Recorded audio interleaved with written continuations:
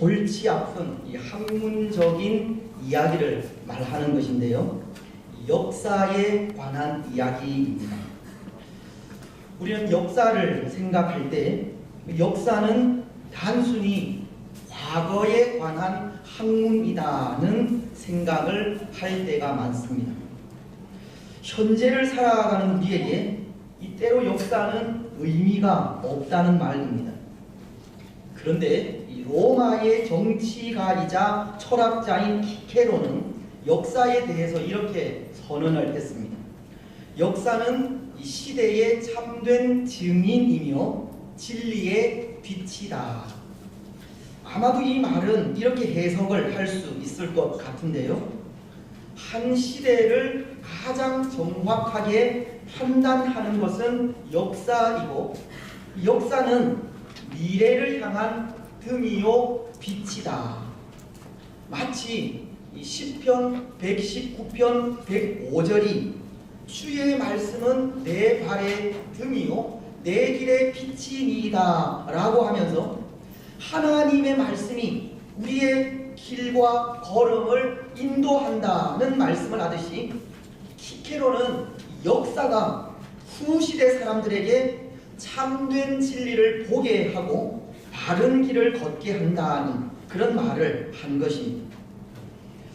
그래서 사실은 이 역사를 소홀히 여겨서는 안 됩니다. 과거를 통해 미래를 향해 나아갈 수 있기 때문입니다. 영국의 역사가인 H카도 이런 말을 했습니다. 그가 쓴 역사란 무엇인가 라는 책을 통해서 이 역사란 현재와 과거의 끊임없는 대화이다. 그래서 역사 연구란 과거와의 대화이기 때문에 계속적인 연구가 필요하다. H카도 과거를 통해 현재를 살고 과거를 통해 미래로 향해 나아갈 수 있기 때문에 역사에 대한 연구는 계속 되어야 한다는 말을 한 것입니다. 여러분, 어떤 의미에서 성경도 역사입니다. 물론 성경에 율법서도 있고 예언서도 있으며 시가서도 있지만 이 성경의 대부분은 유대인들의 역사를 기록하고 있기 때문입니다. 특히 오늘 본문인 여호수아서도 역사서이고 신약 성경인 사도행전도 교회의 역사를 기록한 역사서입니다. 그런데 성경의 역사는 이 세상의 역사와는 차이가 있습니다. 성경은 이 세상의 역사와는 달리 그 기록된 이 관점이 다르기 때문입니다. 때로 세상사는 우리 사람이 살아온 인생사 또는 정치사를 기록하고 있는데요. 그래서 사실은 이 세상의 역사는 거짓된 기록이 있어서는 안 됩니다. 역사가 미화되고 과대 포장되어서는 안 되며 잘못된 일들이 숨겨지고 감추어지는 왜곡이 있어서도 안 됩니다. 역사는 있는 그대로의 모습을 있는 그대로 기록해야 키케로가 말한 그대로 시대의 참된 증인이 되고 진리의 빛이 될 수 있기 때문입니다. 하지만 반면에 성경은 인생사나 정치사가 아닌 하나님께서 인류를 구원해 가시는 구원의 역사를 기록하고 있습니다. 때로 그 일에 사람의 역사를 사용하기는 하지만 사람을 통해 사람을 구원하시는 역사가 성경입니다. 그래서 우리는 그것을 이 세상사와는 다르게 구속사라고 부르는 겁니다. 성경은 역사를 기록한 그 관점이 하나님께서 인류를 구원해 가시는 것에 있다는 겁니다. 성경의 역사는 인류의 구원을 위한 역사라는 겁니다. 그래서 성경이 말씀하는 구속사를 요약하면 이렇게 요약할 수 있습니다. 태초에 하나님이 세상을 창조하시고 아담과 하와를 만드셨습니다. 하나님은 하나님과 온전한 관계를 누릴 수 있는 죄 없는 남자와 여자를 창조하신 겁니다. 그리고 그들에게 하나님께서 만드신 완전한 우주에서 살아가도록 하셨습니다. 근데 아담과 하와는 사단의 유혹을 받아 하나님께서 먹지 말라고 하신 선악과를 따먹는 죄를 범하게 되었고, 그 죄의 대가로 세상으로 쫓겨나게 되었습니다. 그리고 그들은 땀을 흘려야 먹을 수 있게 되었고, 이 세상의 삶을 살아가면서 눈물과 고통과 슬픔과 아픔을 당하게 되었습니다. 영원히 죽는 죽음이 우리 인생에게 찾아오게 되었습니다. 오늘 우리 인생이 이 세상에서 겪는 그 모든 고통이 다 아담과 하와가 지은 죄의 결과라는 겁니다. 근데 하나님은 이 범죄한 인생을 그냥 내버려 두지 않으셨습니다. 범죄한 인생을 구원하시려는 구원 계획을 가지셨기 때문입니다. 그리고 그 구원 계획을 이스라엘이라고 하는 민족을 통해 이루어 가게 되는데요. 하나님의 아들이신 예수님을 이스라엘 민족의 후손으로 이 땅에 보내셨고, 인간의 몸을 입고 이 땅에 오신 예수님은 죄는 없지만 십자가에서 죽는 죽음을 당하게 됩니다. 예수님은 인류의 죄를 대신하여 대속의 죽음을 죽으신 겁니다. 그리고는 요한복음 3장 16절 말씀처럼 이는 그를 믿는 자마다 멸망하지 않고 영생을 얻게 하려 하심이니라. 십자가에서 인류의 죄를 대신하여 죽으시고 부활하신 예수님을 믿는 모든 사람들에게 하나님은 영원한 생명을 약속하신 겁니다. 이후 예수님은 하늘로 승천하셨고 이 땅에 다시 오시겠다는 약속을 하시면서 오늘 우리에게 온 세상을 향해 이 복음을 전하라고 하시는 명령을 하셨습니다. 여러분, 바로 이것이 구속사입니다. 범죄한 인류를 예수 그리스도를 통해 구원하시려는 하나님의 역사, 바로 이것이 세상의 역사와는 다른 하나님의 역사, 곧 구속사라는 겁니다.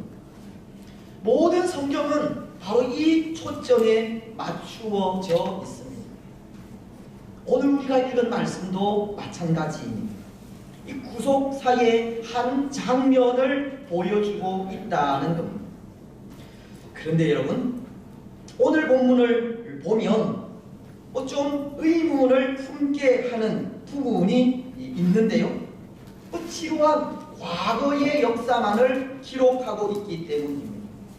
이스라엘이 가나안 땅을 점령해 가면서 정복한 왕이 누구인지, 그 땅의 이름이 무엇인지 그 단순한 기록만을 전하고 있기 때문입니다. 그래서 이 말씀을 통해 이 구원하시는 하나님의 역사를 어떻게 알 수 있을까 하는 의문이 들기 때문입니다. 그렇지 않습니까? 이 말씀을 통해 무엇을 알 수 있겠습니까? 가나안의 왕들을 정복해가고 그 땅의 이름을 열거하는 이 말씀을 통해 하나님의 어떤 음성을 들을 수 있겠습니까? 모르겠습니다. 때로 그런 생각을 할지는 모르겠는데요. 오늘 이스라엘이 이렇게 가나안의 왕들을 정복해가고 그 정복한 나라들의 이름을 열거하는 모습을 보면서 하나님은 이스라엘을 돕는 분이라 라고 하는 그런 생각을 할지는 모르겠습니다. 광야의 사람들이 그것도 이 싸움에는 문외한이었던 이스라엘이 가나안에 잘 정비된 나라들을 정복해가는 이 모습에 이것은 전적으로 하나님의 도우심이라고, 하나님은 이스라엘을 돕는 분이라는 생각을 할 수는 있다는 겁니다. 여러분, 혹 오늘 본문을 읽으시면서 그런 생각을 하지는 않으셨습니까? 때로 지루한 역사적인 기록이 뭐 재미도 없고 의미 없게 생각은 되지만, 그래도 하나님이 함께 하셔서 이 가나안 땅을 정복할 수 있었겠다라는 그런 생각을 하지 않으셨습니까? 만약 그런 생각을 하셨다면 하산을 하셔도 될 것 같은데요. 바로 그런 생각이 구원의 손길을 느끼는 생각이기 때문입니다. 바로 그런 눈이 구원의 역사를 보는 눈이기 때문입니다. 그렇습니다. 사랑하는 여러분, 오늘 말씀을 다시 보십시오. 오늘 본문에 대해서 잠시 설명을 드리자면, 오늘 본문은 여호수아서의 제1부 마지막 부분이라고 할 수 있습니다. 여호수아는 크게 4단락으로 나눌 수 있는데요. 그 첫 번째 단락은 이스라엘이 이제 요단을 건너 가나안 땅에 입성하는 부분으로 1장 1절로 5장 12절까지의 말씀입니다. 그리고 두 번째 단락은 5장 13절부터 오늘 본문 마지막 절인 12장 24절까지의 말씀으로, 이 부분은 가나안 땅을 취하라고 하시는 하나님의 명령을 완수하는 부분입니다. 이 세 번째 단락은 이스라엘이 점령한 땅을 그들 12지파에게 분배하는 장면으로 13장 1절로 21장 45절까지 기록을 하고 있고, 그리고 마지막 네 번째 단락은 22장 1절로 24장 33절까지 여호수아가 이스라엘 백성들에게 여호와 하나님만을 섬기라고 설교하는 고별 설교가 담겨져 있습니다. 여호수아서는 이렇게 4단락으로 나눌 수 있다는 겁니다. 그런데 이 4단락을 또 둘로 나누게 될 때 이 4단락의 각 둘을 이 한 부분으로 묶어 오늘 우리가 읽은 이 본문은 그 첫 번째 부분의 마지막에 해당이 되는 겁니다. 오늘 본문은 여호수아서의 제1부 마지막 부분이 된다는 겁니다. 이제 이스라엘이 가나안에 입성하고 정복전쟁을 통해 그 모든 땅을 차지하라고 하신 하나님의 명령을 완수한 부분이 바로 이 부분이라는 겁니다. 그러니 바로 이 부분에서 좀 지루하기는 하지만 이스라엘이 차지한 땅과 그들이 정복한 왕들을 이렇게 열거하는 것은 당연한 일입니다. 정복전쟁을 통해서 마침내 그 땅을 차지했다고, 그래서 하나님의 명령을 완수했다고 알려야 하기 때문입니다. 그런데 여러분, 바로 이 부분에서 발견할 수 있는 것이 하나님께서 이루신 구원의 역사라는 겁니다. 때로 이스라엘이 차지한 땅과 그들이 취한 왕들의 목록을 장황하게 기록하고 있는 것이 지루하게 느껴지기도 하고 의미 없이 생각되기는 하지만, 그럼에도 이 일을 기록하고 있는 것은 바로 이 일은 하나님께서 하나님의 계획대로 이룬 구원의 역사라는 것을 보여주는 장면이기 때문입니다. 이 모든 일이 구속사의 한 부분이라는 겁니다. 그렇습니다. 그래서 오늘 우리는 하나님의 이런 구원의 역사를 바라보면서 깨닫게 되는 것이 있다는 생각을 하는데요. 두 가지가 아닌가 합니다. 먼저 그 하나는, 하나님은 약속하신 것을 그대로 지키시는 신실하신 하나님이라는 겁니다. 구원의 역사를 통해서 신실하신 하나님을 발견하게 된다는 겁니다. 여러분, 오늘 이렇게 이스라엘이 가나안을 정복했다는 것은 결국 무엇을 이야기하는 것입니까? 하나님의 약속 혹은 하나님의 구원 계획이 이루어졌다는 것을 말하는 겁니다. 하나님께서 약속하시고 계획하신 것을 이루셨다는 겁니다. 그렇습니다. 하나님은 약속하신 것을 이루셨고 이스라엘에게 가나안은 하나님의 약속이었습니다. 구원의 약속이었습니다. 우리가 창세기서를 보면 하나님께서 이스라엘 민족의 조상으로 아브라함을 부르시면서 아브라함에게 약속한 것이 있는데요. 창세기 12장 2절은 이렇게 말씀을 하십니다. 내가 너로 큰 민족을 이루고 내게 복을 주어 내 이름을 창대하게 하리니 너는 복이 될지라. 하나님은 아브라함을 부르시면서 큰 민족을 이루리라고 하는 약속을 하신 겁니다. 그리고 창세기 15장 13절로 14절을 통해서는 내 자손이 이방에서 객이 되어 400년 동안 괴롭힘을 당하게 될 것이나 내가 그 나라를 징벌하여 내 자손은 큰 재물을 이끌고 나오게 될 것이라 라고 하는 약속을 하셨습니다. 또 출애굽기 6장에서는 8절을 통해 모세에게 하신 말씀이 이런 말씀입니다. 내가 아브라함과 이삭과 야곱에게 주기로 맹세한 땅으로 너희를 인도하고 그 땅을 너희에게 주어 기업을 삼게 하리라. 하나님은 아브라함을 불러 약속하신 것이 비록 내 후손이 이방의 객이 되겠지만 너를 통해 내 후손이 큰 민족을 이루겠다는 것이었고 그 약속을 모세를 통해 다시 한번 확인시켜 주신 겁니다.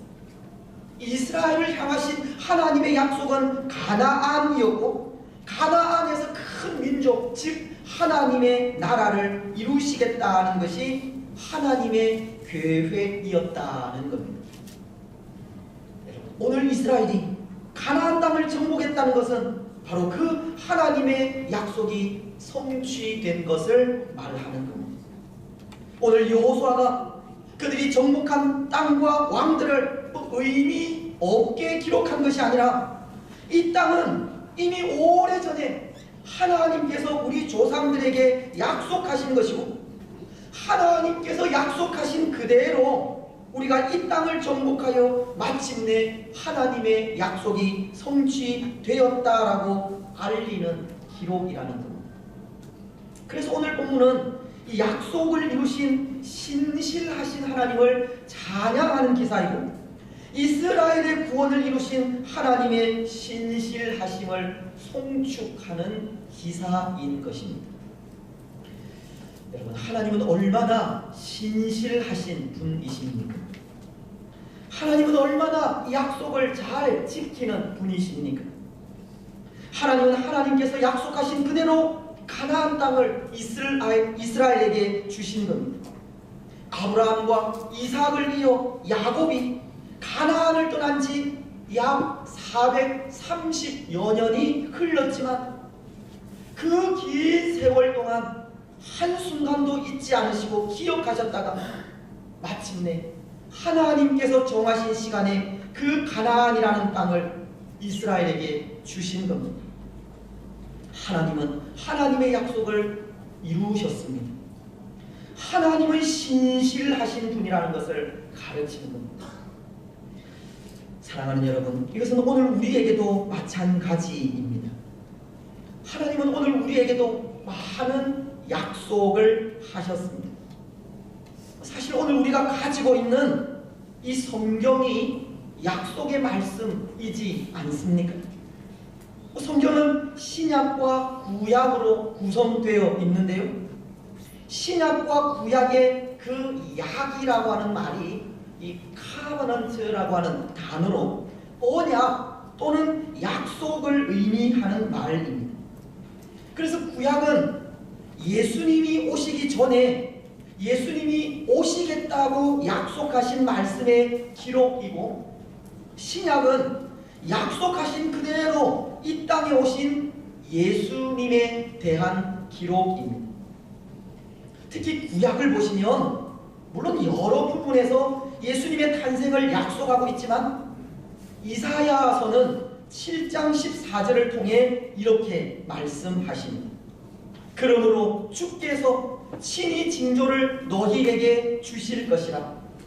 보라, 처녀가 잉태하여 아들을 낳을 것이요 그의 이름을 임마누엘이라 하리라.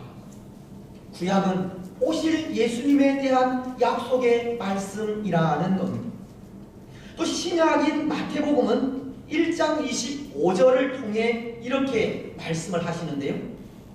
아들을 낳기까지 동침하지 아니하더니 낳음의 이름을 예수라 하니라. 구약의 약속 그대로 예수님이 이 땅에 오셨음을 전해주고 있습니다.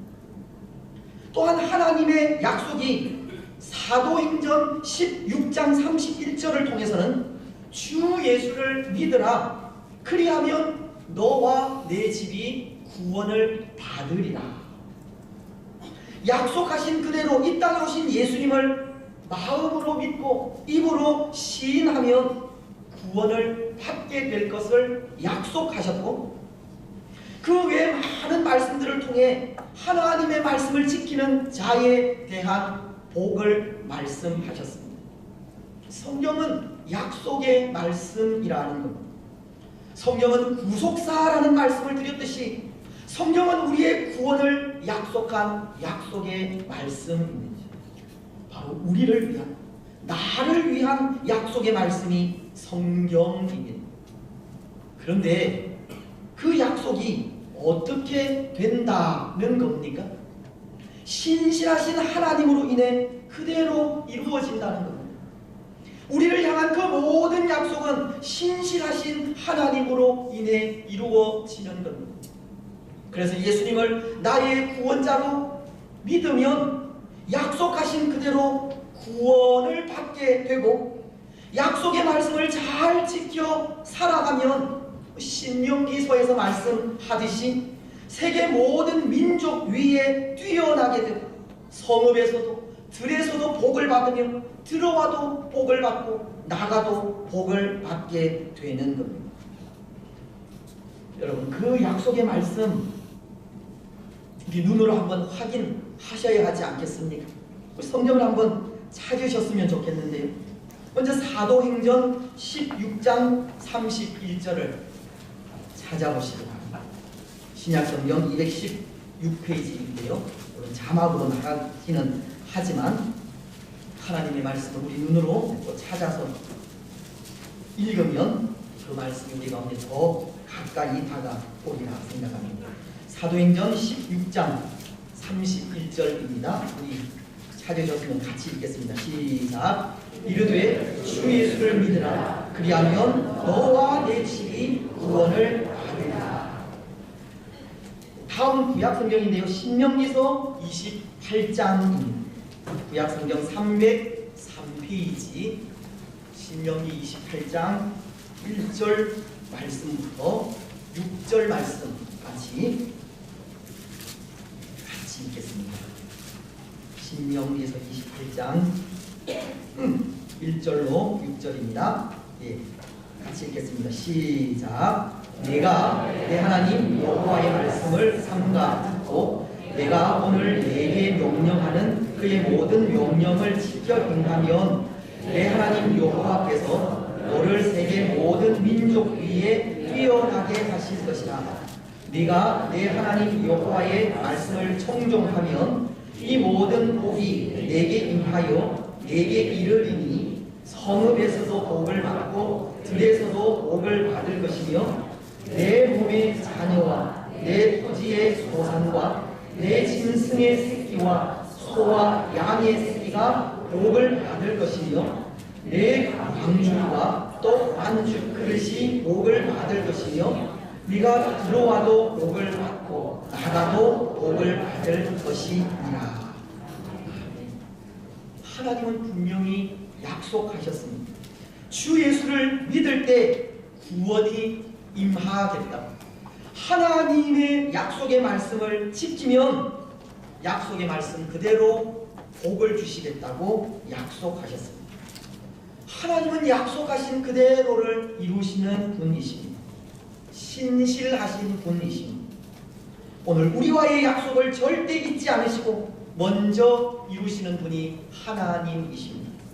그래서 우리는 신실하신 하나님으로 인해 소망을 가질 수 있는 겁니다.